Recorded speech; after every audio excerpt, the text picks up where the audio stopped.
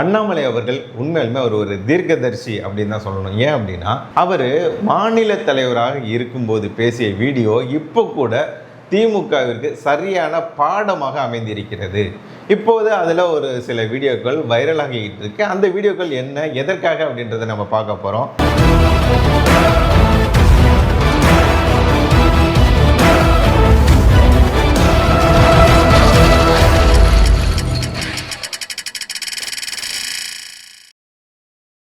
அதில் முதலாவதாக நம்ம பார்க்க போகுது சனாதனம் குறித்து சட்டப்பேரவையில் எதிர்கட்சி தலைவராக இப்போது வந்திருக்காருல்ல சின்னவர், அவர் பேசியிருக்கிறாரு. அதற்கு முன்பாகவே அண்ணாமலை அவர்கள் பேசின வீடியோ வைரல் ஆகிட்டு இருக்கு. அது என்ன வீடியோ, என்ன பேசியிருக்கிறார், எப்படி பதிலடி கொடுத்துருக்கிறார் அப்படின்றத பார்த்துருவோமா?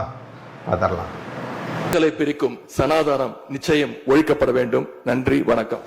திண்டுக்கல்ல திப்பு சுல்தான் படையெடுத்து ஒரு கோவிலை, கிட்டத்தட்ட நூற்றுக்கணக்கான கோவில் அழிச்சு, திண்டுக்கல் மலை கோவில் இருக்கக்கூடிய சாமியை அழிக்க முற்பட்டே சனாதன தர்மத்தை தொட்டு பார்க்க முடியல. எங்கேயோ பிறந்த சுண்டக்கா ஒரு குடும்பத்தில் மூன்றாவது தலைமுறையாக சுகத்தை மட்டுமே பார்த்த சில பேர் இன்னைக்கு தமிழகத்தில் தைரியமாக சனாதன தர்மத்தை ஒழித்து விடுவேன், இந்து தர்மத்தை ஒழித்து விடுவேன்னு கிளம்பி இருக்கிறான். நிறைய சாமியார் சொன்னாங்க தலையை வெட்டு அப்படி விட்டு, அதெல்லாம் நம்ம சொல்லக்கூடாது, தவறு. அதெல்லாம் யாரையுமே நம்ம சொல்லக்கூடாது. நம்முடைய எதிரியாக இருந்தாலும் கூட நம்முடைய இந்து தர்மத்தில் அதை போன்ற வார்த்தைகள் நாம் பயன்படுத்த போவதில்லை. அதனால்தான் உதயநிதி ஸ்டாலினுக்கு அந்த அரியா குழந்தை, சின்ன குழந்தை ஏதோ பேசணும் அப்படிங்கறக்காக ஏதோ பேசிடுறோம்.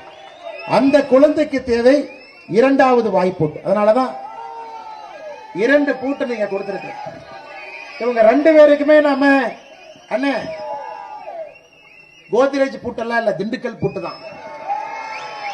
திண்டுக்கல் பூட்ட இந்த 2 பேரும் இந்தியாவை பற்றி தவறாக பேசுவோருக்கும் இந்து தர்மத்தை பற்றி தவறாக பேசுவோருக்கும் இந்த பூட்டை போட்டுட்டோம்னா தமிழகமும் இந்தியாவும் நிம்மதியாக இருக்கும். அதற்கு திண்டுக்கல் பூட்டு நமக்கு வேலை செய்யும். பார்த்தீங்களா, சனாதனம் பற்றி எதிர்கட்சி தலைவராக இருக்கக்கூடிய உதயநிதி அவர்கள் பேசினதுக்கு முன்பாகவே மாநில தலைவராக இருக்கும்போது அண்ணாமலை அவர்கள் பேசிய பேச்சானது இப்போது சரியாக பதிலடியாக அமைஞ்சிருக்கு. அதனால் மக்கள்லாம் பகிர தொடங்கி இருக்கிறாங்க. சரியான பதிலடியாக இப்போ அமைஞ்சிருக்கு. அதற்கு பிறகாக இப்போ இன்னொரு வீடியோ வைரல் ஆகிட்டு இருக்கு. என்ன அப்படின்னா, அண்ணாமலை அவர்கள் வெளியிட்ட வீடியோ. அதாவது என்ன அப்படின்னா, சனாதனத்தை ஒழிக்க வேண்டும் அப்படின்னு சொல்லி யார் சொல்லுவா? திராவிட கட்சி திமுக தொடர்ச்சியாக சொல்லிகிட்டு இருக்கு. ஆனால் அவங்க குடும்பத்திலேயே அழிக்க முடியல. அவங்க அப்பாலாம் அவங்க தாத்தாலாம் யாராலையும் அழிக்க முடியாதது சனாதனம். அது சனாதனம்னா என்னையா? அது இந்து மதத்தில் இருக்கக்கூடிய அந்த வேறுபாடு, ஏற்றத்தாழ்வு, இதுதான் சனாதனம் அப்படி சொல்லி உருட்டாதீங்க. சனாதனம்னா வேற, இந்துனா வேற கிடையாது, ரெண்டும் ஒன்று தான் அப்படின்னு சொல்லி யார் சொல்லியிருக்காங்கன்னா கி வீரமணி பேசியிருக்கிறார். அதையும் அண்ணாமலை அவர்கள் அவரோட சமூக வலைதளத்தில் பகிர்ந்திருக்கிறார். இம்மதம் ஹிந்து மதம் என்ற பெயர் அடைந்தது. மிக முக்கியமாக இந்து மதம் என்ற பெயரும் சனாதனமும் வெவ்வேறு அல்ல. முதல்ல இதிலிருந்து தெரிந்து கொள்ள வேண்டிய அளவிற்கு இதை புரிந்து கொள்ளுங்கள். அப்போ அந்த மாநாட்டில், சனாதன ஒழிப்பு மாநாட்டில் போய் கலந்துக்கிட்டு இருக்கீங்க அப்படின்னா சனாதனம் வேற, இந்து மதம் வேற இல்லை அப்படின்னா சனாதனம் ஒழிப்பு அப்படின்னா என்ன, இந்து மத ஒழிப்பு அப்படின்னா என்ன? ரெண்டும் ஒன்று தானே. உங்கள் கருத்துப்படியே வச்சாலும் ரெண்டும் ஒன்று தான். அது என்ன பொதுவெளியில் சனாதன ஒழிப்பு அப்படிங்கிறது, அப்புறம் அதுக்கு மலுப்பெல்லாம் ஒரு பதில் சொல்கிறது இல்லைங்க. சனாதன ஒழிப்பு அப்படின்றது இந்து மதத்தை நாங்கள் சொல்லலை, அதில் உள்ள சாதி வேறுபாடு இருக்குல்ல, அதை தான் நாங்கள் சொல்கிறோம் அப்படின்னு சொல்லி யார் சொல்கிறா? உதயநிதி சொல்கிறார். அப்படிங்களாங்க? வாட் ப்ரோ, வெரி ராங் ப்ரோன்ற மாதிரி இருக்குது. இதில் அண்ணாமலை அவர்கள் ஒரு வீடியோ பகிர்ந்திருக்கிறார். அது வைரல் ஆகிட்டு இருக்குன்னு. அது என்ன அப்படின்னா அதை கொஞ்சம் பாருங்களேன். மக்களை பிரிக்கும் சனாதனம் நிச்சயம் ஒழிக்கப்பட வேண்டும். நன்றி, வணக்கம். இது சட்டப்பேரவையில் வச்சு உதயநிதி எதிர்கட்சி தலைவர் பேசினது. அடுத்தவனு கேள்வி. நாங்களும் பெரியாரை வச்சிருக்கிறோம், அம்பேத்கரை வச்சிருக்கிறோம், சனாதனத்தை ஒழிக்கப்படும் தான் நாங்கள் களத்தில் இறங்கியிருக்கிறோம். கேட்டிங்களா? இது யாரு? இவர் திமுகவா? டிவிகே தாவேகாவின் எம்எல்ஏவாக இருக்கக்கூடிய முஸ்தபா அவர் சொல்றாரு, பெரியாரை நாங்கள் வச்சிருக்கோம், இவர் அம்பேத்கரை நாங்கள் வச்சுருக்கோம், நாங்கள் சனாதனத்தை ஒழிப்போம் அப்படின்னு சொல்லி நாங்களும் அதுக்காக தான் களம் இறங்கி இருக்கோம் அப்படின்னு சொல்லி யார் சொல்கிறா? தாவேகா எம்எல்ஏ முஸ்தபா, ஒரு இஸ்லாமியர் சொல்கிறார் சனாதனத்தை ஒழிப்போம் அப்படின்னு சொல்லிட்டு இந்த வீடியோவை சமூக வலைதளத்தில் பகிர்ந்திருக்கிறார் அண்ணாமலை அவர்கள். இப்போ என்ன நமக்கு தெரியுது, தாவேகா வேற திமுக வேற இல்லை, ரெண்டுமே ஒன்று தான். ஆதவ் அர்ஜுனா அவர்களும் என்ன சொல்கிறாரு, திமுக கொள்கை தான் எங்களோட கொள்கை அப்படின்றாரு. எங்களுக்கு அவங்களுக்கு வேற கொள்கை கிடையாதுன்றாங்க. இன்னொன்று நீங்கள் பாருங்கள், பெரியாரை தலைவராக ஏற்றுக்கிட்ட கட்சி தான் திமுக. தாவேகா மட்டும் யாரை தலைவராக வச்சுருக்காங்க, அதுவும் ஈவேரா அவர்களை தான் தலைவராக வச்சுருக்காங்க. அப்போ இவங்களுக்கு அவங்களுக்கு என்ன வேறுபாடு? இன்னொன்று இதில் நம்ம முக்கியமாக பார்க்கணும், திமுக ஆட்சி காலத்தில் எவ்வளவு ஊழல் பண்ணியிருக்காங்க, எவ்வளவு கடத்தல், கனிமவள கடத்தலை சொன்னேன், ஆள் கடத்தல் இல்லை, கனிமவள கடத்தல் இதெல்லாம் நடந்திருக்கு. இதெல்லாம் குறித்து ஏதாவது நடவடிக்கை எடுப்பாங்க, இந்த தாவேகா ஆட்சியில் நடக்கும் அப்படின்னு சொல்லி பார்த்தா ஆதவ அர்ஜுனா சொல்கிறாரு, பழிவாங்கும் நடவடிக்கை எங்கள் ஆட்சியில் இருக்காது, யார் மேலேயும் நாங்கள் நடவடிக்கை எடுக்க மாட்டோம் அப்படிங்க. அப்புறம் எதுக்கு ஆட்சிக்கு வந்தீங்க? உங்களோட ஆட்சி வந்தது, கண்டிப்பாக திமுக ஆட்சியில் என்னெல்லாம் நடந்ததோ அதை வெளியே கொண்டுட்டு வருவீங்க. வெள்ளை அறிக்கையெல்லாம் வெளியிட போகிறதா சொல்லியிருந்தார் உங்களோட தலைவர். இதெல்லாம் ஏதாவது நடக்கும், திமுகவை புரட்டி எடுக்க போகிறீங்க அப்படின்னு பார்த்தா ஒன்றும் நடக்கலை. அவங்கள போய் ஆதரிக்கிற மாதிரி போய் சால்வை போடுறீங்க, போய் கொண்டாடிக்கிட்டு இருக்கீங்க, அவங்ககிட்ட போய் ஆலோசனை கேட்டு வரீங்க. எதுக்கு? எப்படி மாட்டிக்காமல் ஊழல் பண்ணுறதுன்னு சொல்லி அவர்கிட்ட இருந்து ஆலோசனை வாங்கிட்டு வரீங்களா என்னன்னு புரியல. உதயநிதி அவர்கள் தான் பதவியை இருக்கும்போதோ நீங்கள் பதவியை இருக்கும்போதோ கண்டுக்கல, அப்புறம் என்னங்க போயிட்டு அவர்கிட்ட போய் வழிய போய் நின்றுட்டு இருக்கீங்க. இதெல்லாம் அசிங்கமாக தெரியல உங்களுக்கு? உங்களெல்லாம் மக்கள் நம்பி தானே ஓட்டு போட்டிருக்காங்க. தலைவருக்கு இதில் என் பேர் வேற, இதில் என்னென்னா ஜோசப்ன்றதுனால வேற. நானும் விஜய் சின்னசாமி, அதாவது சி விஜய், அவரும் வந்து சந்திரசேகர் ஜோசப் விஜய், அவரும் சி விஜய் தான். என்ன இந்த ஜோசப்ன்றது மட்டும் இத்தனை ஆண்டு காலமாக தெரியாமல் இருந்தது. ஹச் ராஜா அவர்கள் போட்டு உடைச்சாரு, ஜோசப் விஜய் அவர் அப்படின்னு சொல்லி சொன்னார். அப்போ சொன்னாங்க ஜோசப்னு சொல்லாதீங்க, விஜய் தான் சொல்லணும் அப்படின்னாங்க. இப்போ அவரே பதவி ஏற்கும்போதும் சரி, இப்போது தொடர்ச்சியாக நம்ம பார்க்குறோம் விஜய்ன்ற பேர் அமுங்கி ஜோசப் விஜய் அப்படின்றது வெளியே வந்துட்டு இருக்கு. இதை வந்து இந்த வீடியோ, அதாவது சனாதனம் குறித்து, ஒழிப்பு குறித்து உதயநிதியும் பேசியிருக்கிறார். அதே கருத்தை தான் தாவேகா எம்எல்ஏ முஸ்தபாவும் பேசியிருக்கிறார். ஆகவே ரெண்டும் வேற வேற இல்லை, ரெண்டும் ஒன்று தான் அப்படின்னு சொல்லி அண்ணாமலை அவர்கள் பகிர்ந்திருக்கிறார். சரிப்பா, அண்ணாமலை முன்னாடி பேசின வீடியோ அடுத்தது என்ன வைரல் ஆகிட்டு இருக்கு? நீ வந்து ஒன்று சனாதனம் குறித்து உதயநிதி பேசினதுக்கு சுண்டக்கான்னு பதிலடி கொடுத்திருந்தார் அண்ணாமலை அவர்கள். இப்போ அடுத்ததாக எதுக்கு பதிலடி கொடுத்துருக்காருன்னா, அந்த நீட் இருக்குல்ல, நீட் தமிழகத்தில் இருக்கக்கூடாது, நீட்டை வச்சு தான் பெரிய அரசியலே பண்ணிட்டு இருந்தாங்க திமுக. கண்டிப்பாக உதயநிதி அதில் சொல்லி ஆகணும். இதில் என்ன அப்படின்னா, முட்டை இருக்குல்ல, முட்டையில் நீட்டுன்னு எழுதுறது, அப்புறம் மாஸ்கில் நீட்டு ஒழிக அப்படின்னு சொல்லி விளம்பரம் பண்ணுறது. கடைசி இந்த விளம்பரமாட ஆட்சிக்கு விளம்பரம் பண்ணுறவர் மூலியமாகவே வச்சு பதிலடி கொடுத்துருக்காங்க மக்கள். இதில் நீட் குறித்து உதயநிதிக்கு அண்ணாமலை அவர்கள் கொடுத்த ஒரு பதிலடி சமூக வலைதளங்களில் வைரல் ஆகிட்டு இருக்கு. அந்த வீடியோ பார்த்துருவோமா? அண்ணா, உதயநிதி ஸ்டாலின்லாம் பொருட்டை எடுத்துக்காதீங்கண்ணா. அவருடைய தகுதி என்ன, படிப்பு என்ன, அவர் எங்க போய் என்ன கஷ்டப்பட்டாரு, அவர் யாருகிட்ட போய் என்ன பேசி மக்கள் என்ன திறமைக்கு ஓட்டு போட்டாங்களா? அந்த தொகுதிங்கிறது கண்டினியூஸா டிஎம்கேல யாரை போய் நிக்க வச்சாலும் ஓட்டு போற தொகுதிங்கண்ணே சேப்பாக்கு. அவர் வந்து இன்னைக்கு வந்து நீட்டை பத்தி எல்லாம் பேசுறாரு. நீட்ல இருக்கிற ஒரு ஃபார்முலாவை சால்வ் பண்ண தெரியுமா அவருக்கு? A+B² ஃபார்முலா தெரியுமானே அவருக்கு? இல்ல டிக்னாமெட்ரி என்னன்னு தெரியுமா, இல்ல ஜாமெட்ரினா என்னன்னு தெரியுமா? கேட்டா அண்ணா யூனிவர்சிட்டி செனேட் மெம்பர். ஐயோ கெட்டகா. தமிழகத்துல ஒரு காலத்துல வல்லுநர்கள் அப்படின்னு வந்து கருத்து சொல்லுவாங்க. நீட்டு நல்லதுப்பா கெட்டதுப்பா. நீங்க போய் ஏனே கருத்து சொல்றீங்கன்னா, கருத்து சங்கசாமினா இல்லப்பா நான் வல்லுநர் பாரு, ஒரு PhD படிச்சிருப்பாங்க, ப்ரொஃபசர். இவங்கெல்லாம் படிச்சாங்களா, காப்பி அடிச்சாங்களா, யாராச்சும் போய் எழுதுனாங்களா, சர்டிபிகேட் உண்மையா வாங்கியிருக்கலாங்கன்னு தெரியாது. இவங்க வந்து இன்னைக்கு கருத்து கந்தசாமிகளாக உதயநிதி ஸ்டாலின் அவர்கள் மாறி இருக்கின்றார். பாத்தீங்களா? நீட் தேர்வு குறித்து, வேணுமா வேணாமான்னு குறித்து அண்ணாமலை அவர்கள் படித்தவருங்க. அவர் முன்னாள் IPS அதிகாரி, கர்நாடக சிங்கம். அவர் சொன்னால் கேட்டுக்கலாம். 2 படத்தில் நடிச்சுட்டு எங்கள் அப்பா முதல்வர், எங்களுடைய தாத்தா முதல்வர்னு சொல்லி அதன் காரணமாக வாரிசு அரசியல் செய்து கட்சியை ஆட்சின்னு பிடிச்ச இந்த உதயநிதி அவர்கள்லாம் பேசினா அதெல்லாம் ஏற்றுக்க முடியுமா அப்படின்னு சொல்லி அண்ணாமலை அவர்கள் சரியான ஒரு பதிலீடு கொடுத்துருக்கிறாரு. அண்ணாமலை அவர் சொன்னால் நம்ம ஏற்றுக்கிட்டு தான் ஆகணும். இதில் நம்ம குறிப்பாக நம்ம பார்க்கும்போது அழுகுன முட்டை கீதா ஜீவன் சொல்லி ஒரு பேர் வச்சிருந்தார். அதன் பிறகு 5 கட்சி அமாவாசை அப்படின்னு சொல்லி செந்தில் பாலாஜி ஒரு பேர் வச்சிருந்தார். இப்போன்னு சொல்ல முடியாது, அப்போவே கருத்து கண்ணாயிரம் அப்படின்னு சொல்லி உதயநிதி அவர்களுக்கு ஒரு பேர் வச்சிருக்கிறார். ஏன் அப்படின்னா உதயநிதி அவர்களுக்கு தெரியுதோ தெரியாதோ எதையாவது உளறி வைப்பார். அந்த வகையில் சனாதனம் பற்றி பேசினதுனால இந்தியா முழுக்கவே இந்த இந்தி கூட்டணி இருக்குல்ல, புள்ளி வச்ச கூட்டணி, இதுக்கு மக்கள் புள்ளி வச்சாங்க. இனிமேல் இது தொடரக்கூடாது அப்படின்னு சொல்லி கம்மா போடல, புள்ளி வச்சுட்டாங்க. அந்த வகையில் சனாதனம் குறித்து பேசின உதயநிதிக்கு அந்த கூட்டணிக்கு தர்மடி விழுந்திருக்கு. இப்போவும் விழ தொடங்கி இருக்கு.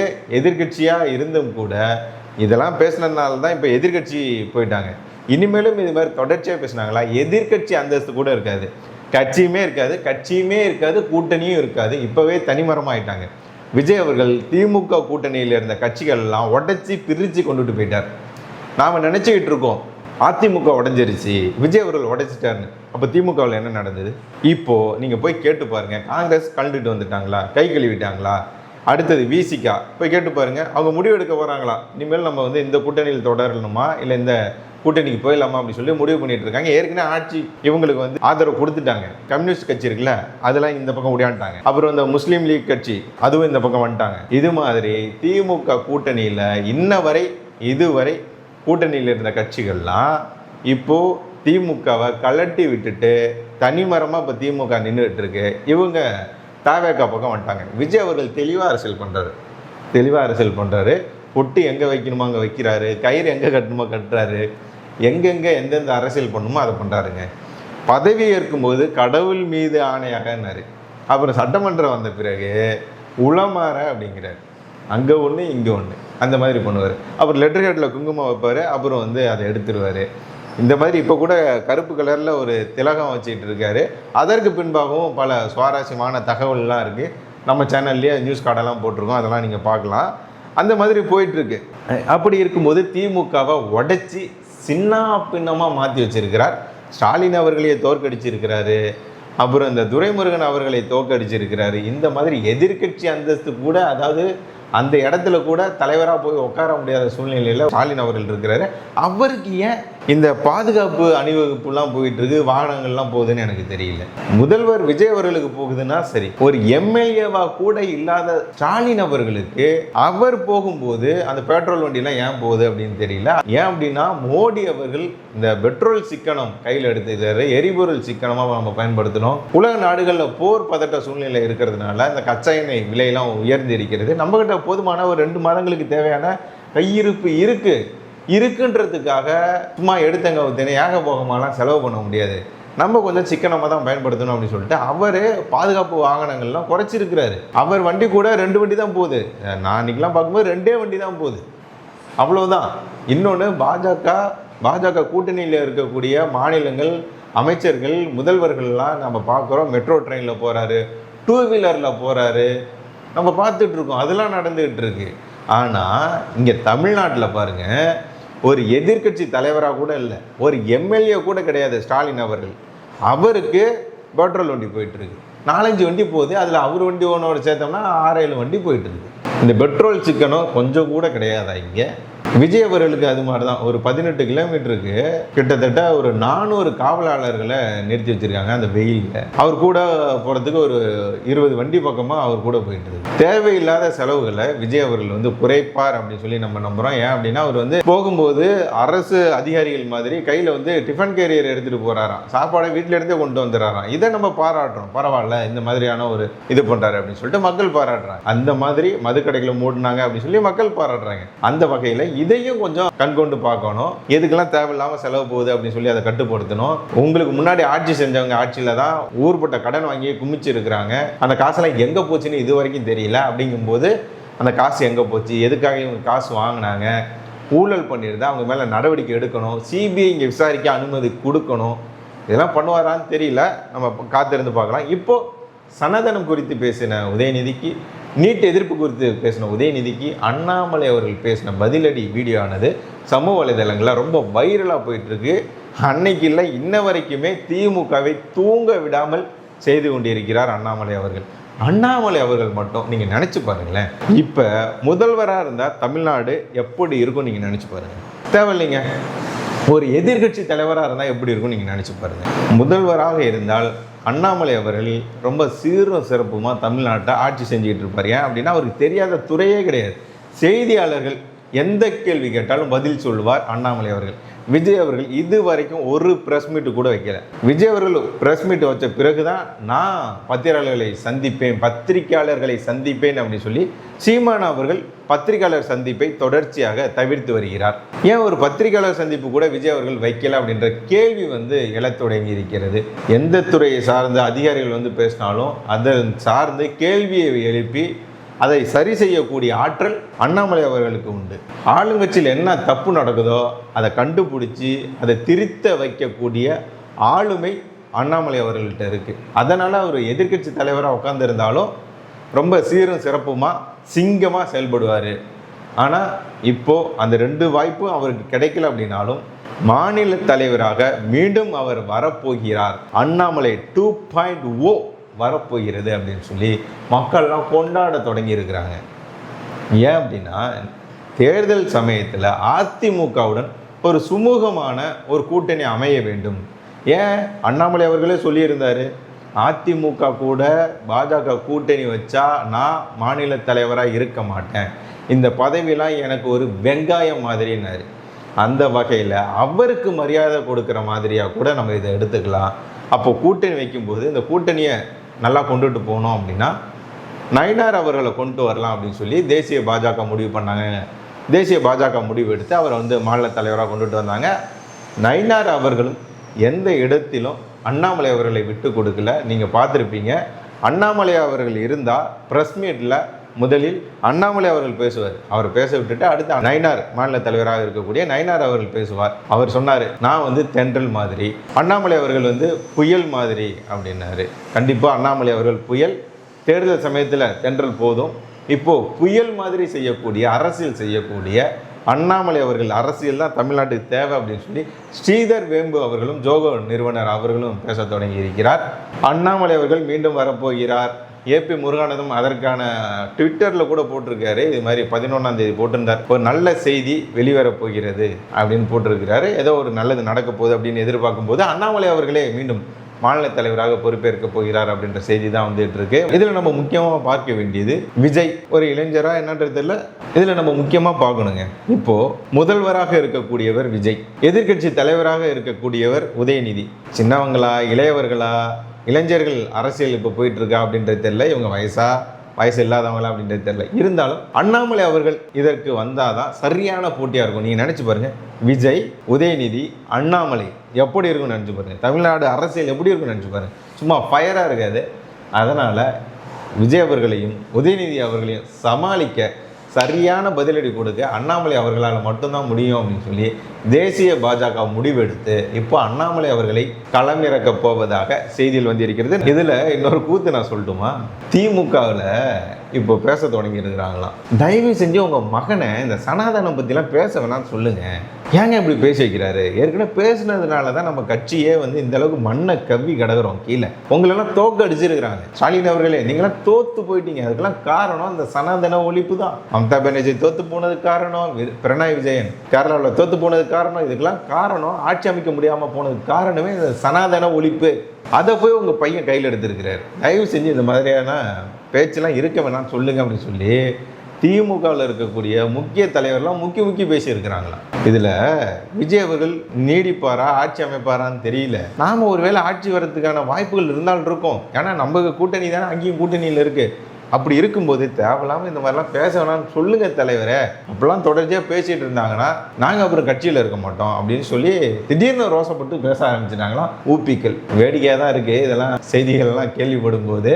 ஆனால் நமக்கு ஒரு நல்ல செய்தி என்ன அப்படின்னா, நல்ல காலம் பிறக்குது. அண்ணாமலை அவர்கள் மீண்டும் தலைவராக வரப்போகிறார். கொண்டாட தயாராக இருங்கள் மக்களே. நன்றி.